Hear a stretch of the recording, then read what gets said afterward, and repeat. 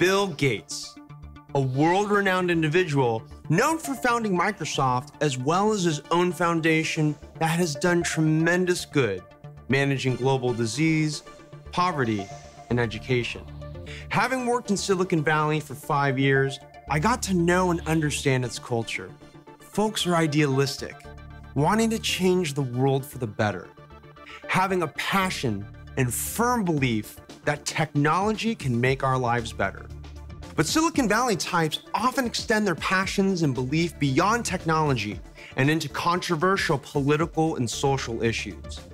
Bill Gates recently donated $1 million to a Washington state referendum on background checks called I-594.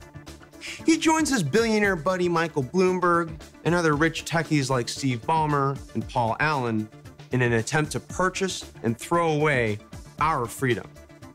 At the crux of I-594, an expansion of background checks, which also restricts transfers and sales, is the lack of support from Washington state law enforcement.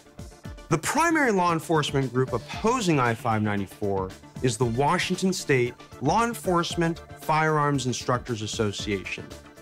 Here's a choice quote from their executive director, Phil Shea, addressing his members.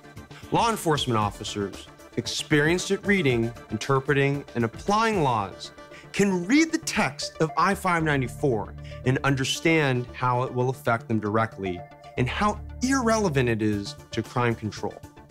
What you will find is a law that will be impossible to police, intended to criminalize only good citizens, a costly misdirection of scarce LE resources and funds, and a statute so broadly written that many of your own activities will become crimes.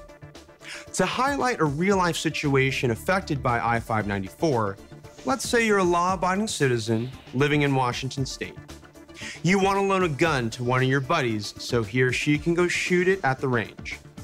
If I-594 passes, that simple transfer would require a full background check by a gun dealer, and then you'd have to pay transfer fees going both ways, one fee when you receive the gun, and a second fee when you return it hours later.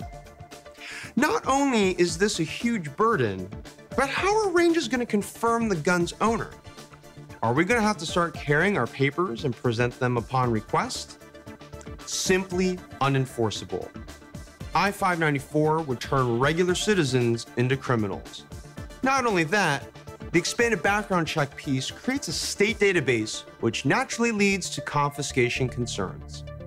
3 major Washington state law enforcement groups representing 7,500 police and sheriff's deputies are telling us that I-594 is a terrible, poorly written law.